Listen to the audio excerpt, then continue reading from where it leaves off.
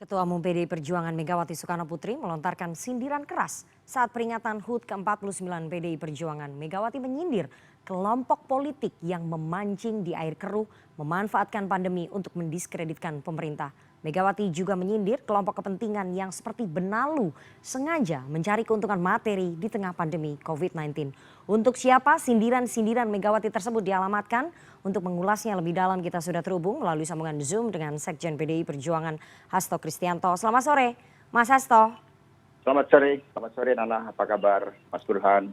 Baik, alhamdulillah. Selamat ulang tahun kepada PDI Perjuangan dan sudah bergabung Terima juga kasih.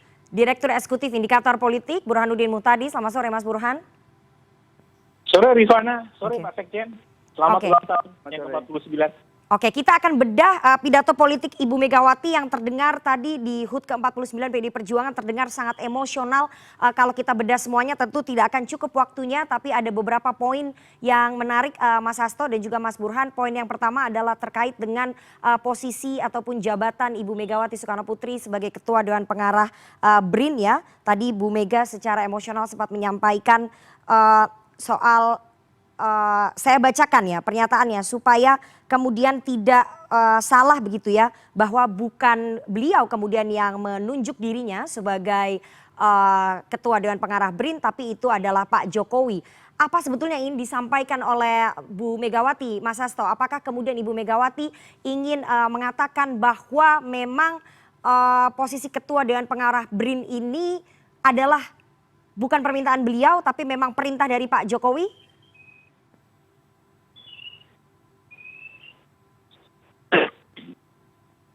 Baik, terima kasih. Saya agak putus-putus. Tetapi yang ingin saya sampaikan bahwa pidato ulang tahun PDI Perjuangan ini suasananya kontemplatif.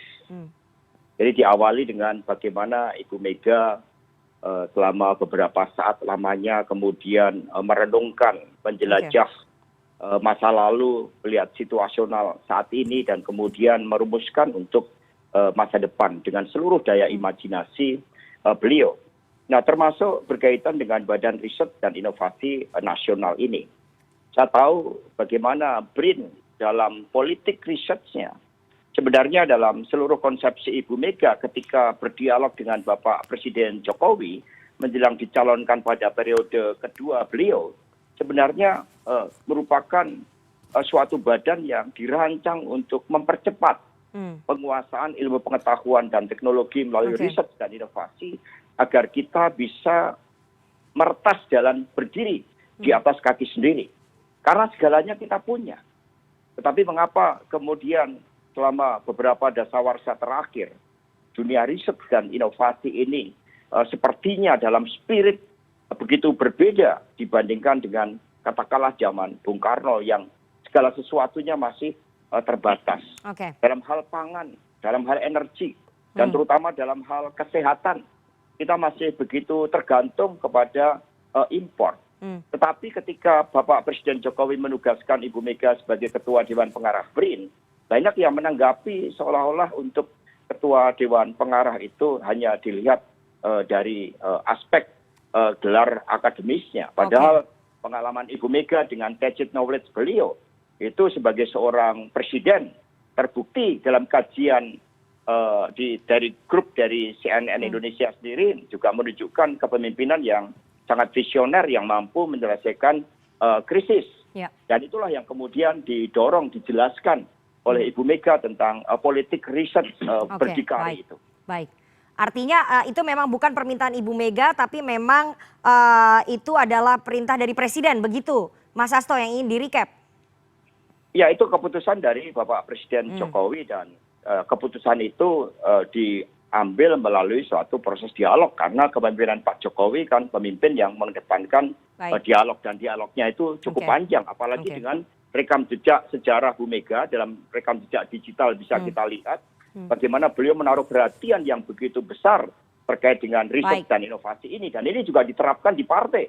Kami misalnya menerapkan riset untuk kepemimpinan dengan aspek-aspek kepemimpinan strategis melalui psikotes, melalui aplikasi berbagai ilmu-ilmu manajemen yang kami terapkan di partai, dan ternyata dengan aplikasi riset dan inovasi partai juga bisa berkemajuan. Oke, Mas Burhan, tadi sudah ditegaskan oleh Mas Hasto bahwa posisi Ketua Dewan Pengarah BRIN itu sekali lagi adalah perintah ataupun hasil pembicaraan antara Presiden. Artinya soal posisi Ketua Dewan Pengarah BRIN ini dari analisa Mas Burhan begitu ya, apakah memang Bu Mega ingin menegaskan bahwa ini sekali lagi adalah perintahnya Pak Jokowi, bukan barter politik, bukan permintaannya Ibu Mega, Mas Burhan?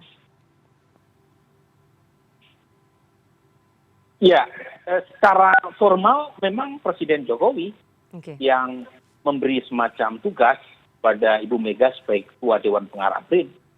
Tapi lepas dari persoalan di belakang layar yang saya tidak punya akses di dalamnya, ada dua kelompok yang kita tahu muncul berkaitan dengan proses penunjukan Ibu Mega sebagai Ketua Dewan Pengarah BRIN. Yang pertama adalah kelompok yang lebih optimis dalam melihat kehadiran Ibu Mega. Misalnya pengakuan bahwa justru mereka yang berada di jajaran akademisi sebagian meminta Ibu Mega tampil sebagai Ketua Dewan Pengarah karena riset di Indonesia tidak bisa diletakkan dalam ruang hampa. Ada proses politik dan di situ diperlukan sosok politisi yang berpengalaman yang bisa memberikan garansi agar riset dan inovasi bisa dijalankan secara maksimal. Jadi misalnya orang seperti Robi Muhammad itu mengatakan posisi Ketua Dewan Pengarah seperti komisaris utama. Tetapi yang menjalankan adalah direksi, para ilmuwan, para akademisi. Tetapi ada kelompok kedua yang menurut saya lebih dominan di kalangan akademisi, bahwa proses untuk membantu secara politik BRIN agar bisa memaksimalkan riset dan inovasi itu tidak harus ditunjukkan kehadiran langsung seorang Ibu Mega sebagai Ketua Dewan Pengarah. Ada kelompok semacam ini yang menurut saya lebih dominan, yang mengharapkan seharusnya langsung dari mereka yang berasal dari kalangan akademisi yang berada di jajaran baik di Dewan Pengarah atau di jajaran eksekutif. Tapi buat saya kita harus memberikan semacam benefit of the doubt. Jadi menurut saya ini kan proses yang baru berjalan dan kita meminta bantuan Ibu Mega sebagai Ketua Dewan Pengarah karena secara formal sudah ditentukan untuk membereskan persoalan terkait dengan carut-marut perubahan kelembagaan. Ini contoh paling sederhana. Ada banyak lembaga riset di kementerian, di lembaga macam-macam itu yang digabung ke BRIN. Penelitinya itu dibawa ke BRIN, tetapi amunisi dan senjatanya itu kembali ke kementerian masing-masing. Misalnya, Litbang ke Menkes, menterinya dibawa ke BRIN, tapi laboratoriumnya milik kementerian. Ini kan persoalan yang harus diselesaikan. Karena seorang peneliti tidak bisa berkarya, tidak bisa riset, tidak bisa inovasi, kalau laboratoriumnya itu tidak diberikan juga kepada BRIN. Jadi persoalan carut-marut terkait dengan bagaimana penyelesaian aset dan senjata tanda kutip buat para peneliti melakukan riset, itu membutuhkan jasa Ibu Mega untuk menyelesaikan persoalan administrasi terkait dengan aset yang sebelumnya dimiliki kementerian untuk dibawa ke BRIN. Artinya ada dua sudut pandang yang berbeda menanggapi soal posisi Ketua Dewan Pengarah BRIN yang dijabat oleh Ibu Megawati Soekarno Putri. Tapi harapannya tadi kalau menurut Mas Burhan bahwa kita berikan waktu, semoga kemudian Bu Mega bisa memperbaiki carut-marut masalah kelembagaan ini ya, masalah administrasi para peneliti begitu ya. Dan kita nanti akan tunggu apakah kemudian itu bisa berhasil atau tidak, waktu yang akan menjawab. Nah Mas Hasto, kita beralih ke yang berikutnya ya, karena kalau misalnya kita bahas semuanya itu tidak akan cukup karena tadi Ibu Mega pidatonya hampir 2 jam, banyak sekali yang menarik. Saya mau putarkan dulu karena tadi ada pernyataan yang menarik dari Ibu Megawati Soekarno Putri. Pernyataan ini menyindir kelompok-kelompok politik, kemudian kelompok-kelompok kekuasaan yang kemudian memanfaatkan pandemi ini untuk mengeruk keuntungan. Kita dengarkan sama-sama Mas Burhan dan juga Mas Hasto. Namanya energi positif, gotong royong itu kapan ya atau bagaimana ya memperkuat semangat persatuan gotong royong. Namun fakta di lapangan juga kadang-kadang terasa lain. Masih saja ada kekuatan anti kemajuan. Mereka menolak berbagai bentuk protokol kesehatan karena keyakinan sempit yang meminggirkan nalar dan alam pikir. Mereka menolak berbagai bentuk uluran tangan pemerintah seperti vaksin.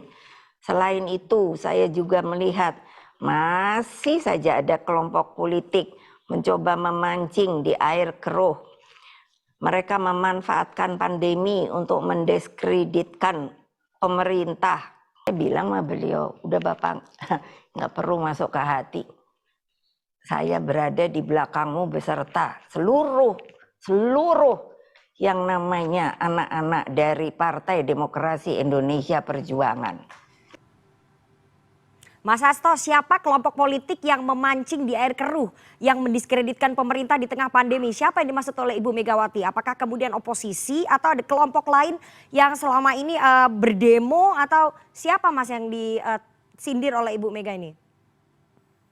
Saya yakin dari rekam jejak digital yang dimiliki oleh CNN itu dapat menemukan ya ketiga aspek yang disampaikan oleh Ibu Mega dalam suasana kritik dan otokritik. Itu kritik otokritik buat bangsa dan negara, termasuk bagi PDI Perjuangan sendiri. Tadi kan Ibu menyampaikan dengan penuh keharuan di tengah pandemi ini seharusnya energi positif kita kedepankan, gotong royong kita kedepankan. Tetapi tiga fakta itu kan tetap terjadi di tengah-tengah pandemi yang seharusnya nilai-nilai kemanusiaan dikedepankan. Sehingga lebih baik dari kritik otokritik itu kemudian kita bersama-sama membangun tekad agar di tengah munculnya varian baru Omikron ini kita perkuat semangat gotong royong daripada kemudian kita berkontradiksi terhadap siapa yang dimaksud oleh Ibu. Tetapi apa yang disampaikan oleh Bu Mega dalam pidato politik sangat jelas.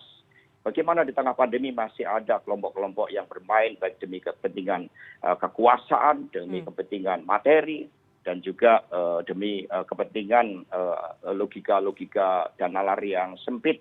Itulah yang harus kita rubah karena perjalanan bangsa ini dengan sejarah perjuangan yang luar biasa itu memerlukan semangat untuk segera bangkit.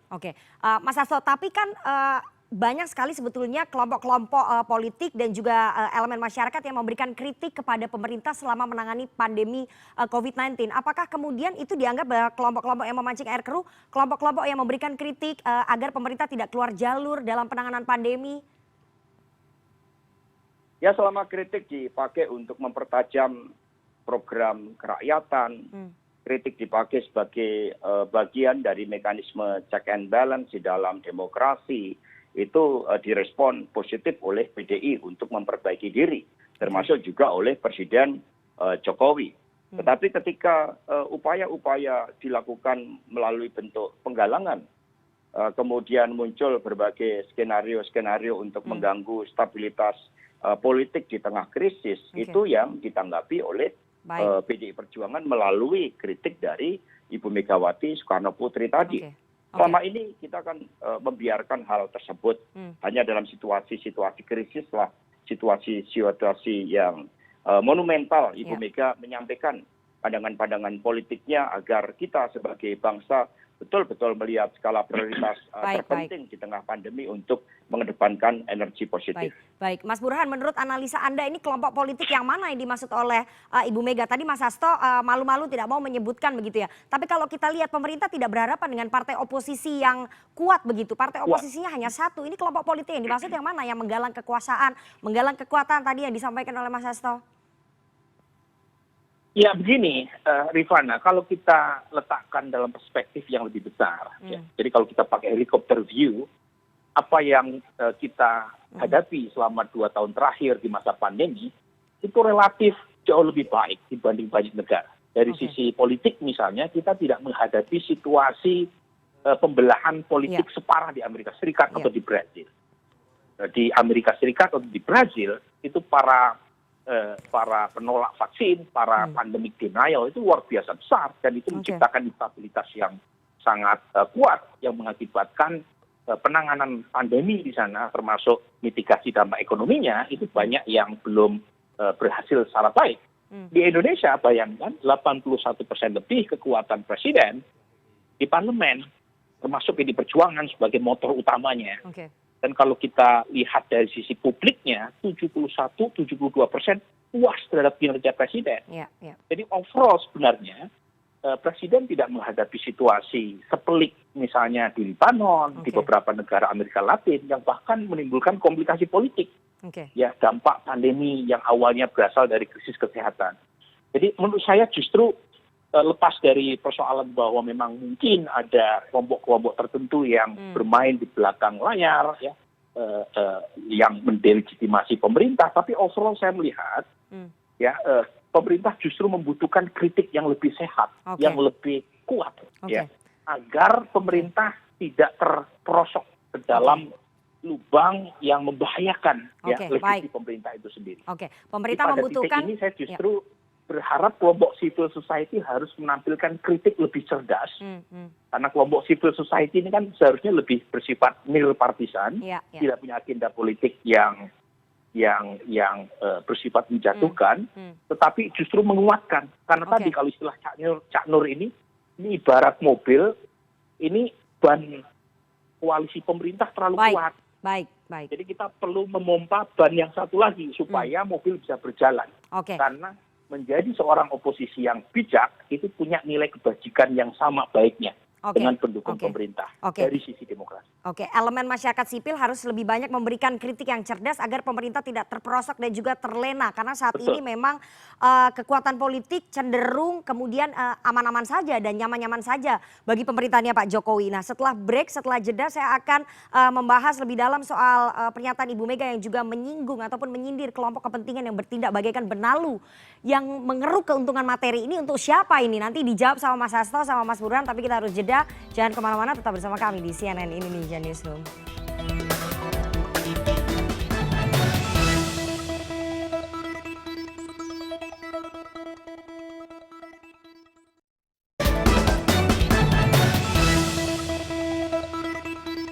Anda masih bersama kami di CNN Indonesia Newsroom dan kita akan lanjutkan perbincangan kita dengan dua orang narasumber. Langsung saja Mas Hasto, tadi sebelum break saya sudah tanya, kita bedah ke pernyataan selanjutnya bahwa Bu Mega tadi sempat menyinggung soal adanya kelompok kepentingan yang bertindak bagaikan benalu yang menginduk pada inangnya atas nama pandemi. Mereka mencari keuntungan materi. Ini maksudnya siapa, Mas? Apakah para pebisnis PCR, beberapa orang pejabat di lingkungannya Pak Jokowi yang diduga memiliki kaitan dengan bisnis PCR dan mengeruk keuntungan pada saat pandemi COVID ini? Ke situ arahnya Mas Hasto? Ya, ada pihak-pihak yang menggunakan kredo di tengah krisis itu terbuka peluang untuk mencari keuntungan.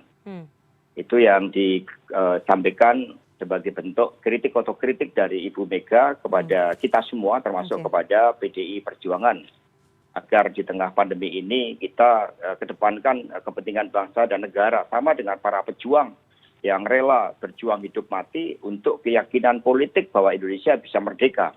Semangat itulah yang dikedepankan dari Ibu Megawati Soekarno Putri. Kalau kita lihat dari aspek-aspek historisnya, beberapa waktu yang lalu kami agak prihatin, masa seorang presiden harus kemudian mengambil suatu tindakan memaksa agar biaya PCR bisa turun. Dan kemudian baru turun, itu sebagai salah satu contoh. Kemudian juga persoalan-persoalan sebagai otokritik juga terkait dengan bantuan sosial. Kita ini kan PD Perjuangan ini penuh dengan tradisi juga untuk mengevaluasi ke dalam, sama dengan ketika kami kalah pemilu 2004, kami melakukan otokritik dan kemudian memperbaiki diri, dan itulah kami pertanggungjawabkan kepada publik, kami sampaikan kepada publik terhadap berbagai bentuk kritik otokritik itu agar kita terbangun suatu niatan yang positif untuk mengedepankan kebersamaan sebagai warga bangsa di tengah pandemi ini. Mumpung dalam situasi sebagaimana Mas Burhan tadi sampaikan, secara politik saat ini kondusif. Bayangkan kalau di tengah pandemi kita ada kekuatan yang saling berlawanan, kemudian pemerintahan menghadapi berbagai krisis politik sebagaimana terjadi di Malaysia.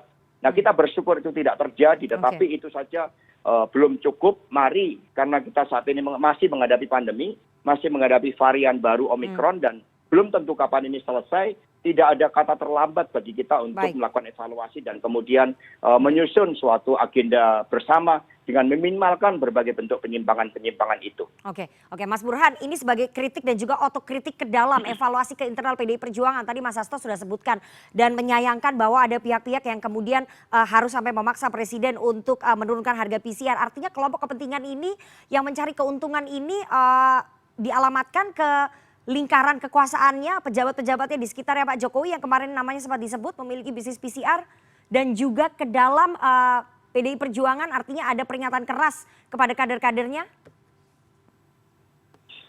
Iya, kan seperti yang disampaikan oleh Mas Hasto, pernyataan Ibu Mega terkait dengan pemburu rente yang memanfaatkan pandemi untuk kepentingan pribadi, itu kan ditujukan baik keluar atau otokritik ke dalam. Itu satu pengakuan yang tulus dari Ibu Mega, karena kita tahu beberapa waktu sebelumnya kan ada salah satu menteri yang terkena kasus korupsi bansos. Jadi ini bentuk pengakuan tulus dari Ibu Mega dan otokritik yang luar biasa baik yang seharusnya ditiru oleh banyak partai. Karena pelaku korupsi kan bukan hanya dari satu partai. Jadi menurut saya pertama itu dulu. Jadi ada semacam otokritik yang penting buat partai, karena bagaimanapun partai institusi demokrasi yang tidak sempurna, tetapi niscaya dalam konteks demokrasi untuk mengakui bahwa mungkin ada penyimpangan yang melibatkan oknum partai, dan itu harus diputus mata rantainya karena akan menjadi parasit buat partai itu sendiri. Yang kedua tentu ya kritik kepada lingkaran kekuasaan, ya, agar jangan sampai sekecil apapun kewenangan yang mereka punya bisa menimbulkan persepsi yang memunculkan spekulasi terkait dengan perburuan rente dengan memanfaatkan isu pandemi. Jadi saya tidak mau menyebut nama per nama karena mungkin terlalu politis ya, spekulatif. Tetapi yang kita ambilkan intisarinya dari pernyataan Ibu Mega. Jadi satu, jangan mengambil manfaat politik rendahan, kalau istilah Amin Rais namanya low politics, dengan memanfaatkan isu pandemi. Yang kedua adalah jangan mengambil perburuan rente secara ekonomis. Dua hal ini menurut saya penting direfleksikan terutama oleh para elit ya, yang ada di kekuasaan maupun di tingkat partai politik. Singkat saja Mas Hasto dan juga Mas Burhan, ini pertanyaan terakhir harus saya tanyakan karena ini penting sekali, pamungkas dalam pidatonya Bu Mega tadi. Pidato politik Ibu Mega menyinggung soal pemilu presiden dan pemilu legislatif 2024 harus berhasil, berlangsung jujur, adil, karena pemilu sebelum-sebelumnya selalu berhasil. Mas Hasto, pernyataan ini apakah mencerminkan sikap PDI Perjuangan menolak perpanjangan masa jabatan presiden 2 atau 3 tahun? Itu dulu, singkat saja Mas, waktu kita tidak banyak. Aduh, pertanyaannya lebih serius dari pidato Bu Mega. Pertanyaan serius ditaruh di akhir. Durasi sudah mau habis nih Mas, ayo Mas, penting ini. Yang sangat jelas, ketika Ibu Mega menjadi presiden, beliau mampu menjalankan pemilu yang sangat demokratis yang pertama. Dan itu adalah fondamen dalam transisi kekuasaan. Pemilu yang selalu kita sempurnakan, kita tingkatkan kualitas demokrasinya, agar tidak terjadi manipulasi DPT, agar tidak terjadi penggunaan kekuasaan, agar tidak mengobral bansos untuk kepentingan politik sebagaimana terjadi pada tahun 2009.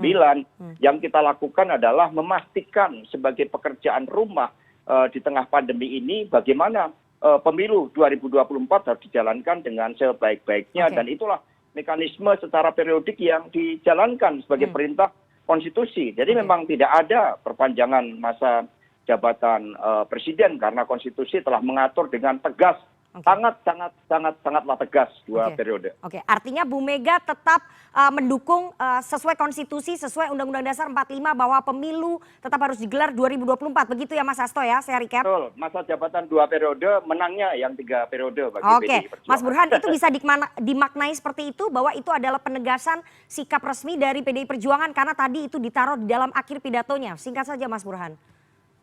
Ya, jadi pertama ini menegaskan bahwa PDI Perjuangan layak untuk menyandang kata demokrasi di dalam nama PDI Perjuangan. Jadi kalau kita mengikuti demokrasi harus bersifat konstitusional. Jadi prinsip konstitusionalisme itu harus dijunjung tinggi, yaitu pembatasan kekuasaan dan deadline konstitusional yang sudah ditetapkan dalam Undang-Undang Dasar 45 per 5 tahun. Oke. Jadi ini satu kabar baik yang saya syukuri bahwa PD Perjuangan sebagai partai utama itu ingin menutup rumor yang Oke. berkembang di sebagian elit yang ingin memperpanjang masa jabatan presiden hingga tahun 2027. Oke. Jadi kita ucapkan selamat, bukan hanya selamat ulang tahun kepada PD Perjuangan, tapi juga selamat atas komitmen PD Perjuangan terhadap nilai-nilai demokrasi Oke. konstitusional. Baik, Mas Burhan happy sekali itu mendengar penutup pidato akhirnya Ibu Megawati Soekarno Putri soal pemilu Iya, 2024. kalau yang ngomong saya nggak ada nilai politiknya. Oke. Oke, Kalau yang terima ngomong kasih. Bu Mega lain. Oke, terima kasih sudah menjawab semuanya dan berdiskusi membedah pidato politik dari Ketua Umum PDI Perjuangan Megawati Soekarno Putri. Dan sekali lagi tadi dua orang narasumber, ada Sekjen PDI Perjuangan Mas Hasto Kristianto dan juga Direktur Eksekutif Indikator Politik Mas Burhanuddin Muhtadi. Terima kasih atas waktunya kepada CNN Indonesia Newsroom sore hari ini. Sehat selalu Mas Burhan dan juga Mas Hasto. Sama-sama.